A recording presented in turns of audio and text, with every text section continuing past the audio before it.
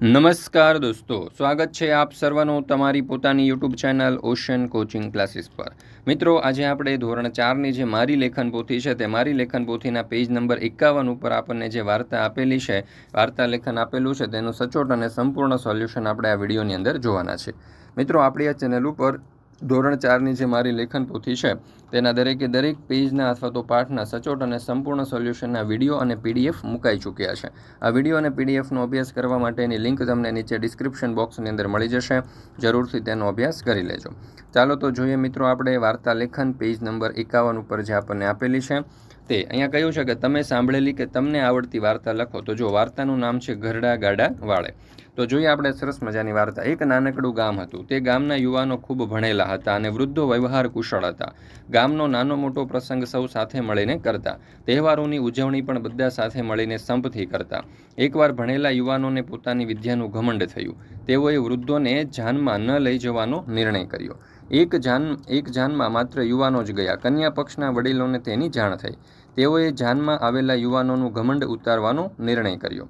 તેઓએ જાનૈયાઓને કહ્યું કે ગામનું તળાવ ઘીથી ભરી આપો તો જ અમે કન્યા પરણાવીએ।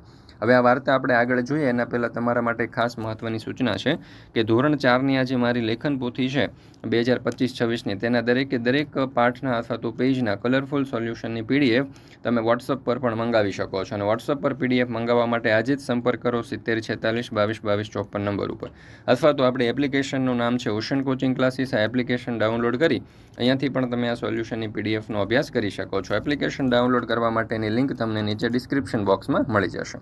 ચાલો ત્યાર પછી આપણે વાર્તા આગળ જોઈએ। તો યુવાનો વિચારમાં પડી ગયા કે ગામનું તળાવ ઘીથી ભરાય એટલું ઘી લાવવું ક્યાંથી?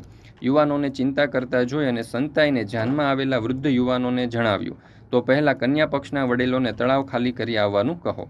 યુવાનોએ કન્યા પક્ષના વડીલોને જણાવ્યું, પહેલાં તળાવ ખાલી તો કરી આપો, પછી અમે તળાવ ઘીથી ભરી દઈશું। જાનૈયાઓનો જવાબ સાંભળી કન્યા પક્ષના વડીલોને સમજાઈ ગયું કે જાનમાં એક વૃદ્ધ જરૂર આવ્યા હશે। આ વાર્તા પરથી બોધ મળે છે કે આપણે વડીલોનો અનાદર કરવો જોઈએ નહીં, તેમના અનુભવ અને ડહાપણનો લાભ લેવો જોઈએ। મિત્રો, અહીંયા આપણે આજે પેજ નંબર 51 જે છે એ વાર્તા લેખન તે પૂર્ણ કરીએ છીએ। ફરી મળીશું મિત્રો આપણે ધોરણ 4ની મારી લેખન પોથીના પેજ નંબર 52ના સચોટ અને સંપૂર્ણ સોલ્યુશન સાથે। મિત્રો, આપણી આ ચેનલ ઉપર ધોરણ 3થી 12ની દરેકે દરેક પીડીએફ અથવા તો પીપીટી જેવી કે સ્વાધ્યાયન પોથી, સમજૂતી, સ્વાધ્યાય, ગાલા સ્વાધ્યાય પોથી, પ્રોજેક્ટ પ્રવૃત્તિ, પ્રયોગ પોથી, ભૂગોળ પોથી, અંગ્રેજી ગ્રામર, યુનિટ ટેસ્ટ, અસાઇનમેન્ટ કે કોઈ પણ પ્રકારના સોલ્યુશનની પીડીએફ અહીંયાથી મેળવી શકશો। વોટ્સઅપ પર પીડીએફ અને પીપીટી મેળવવા માટે આજે જ સંપર્ક કરો 7046222254 નંબર ઉપર।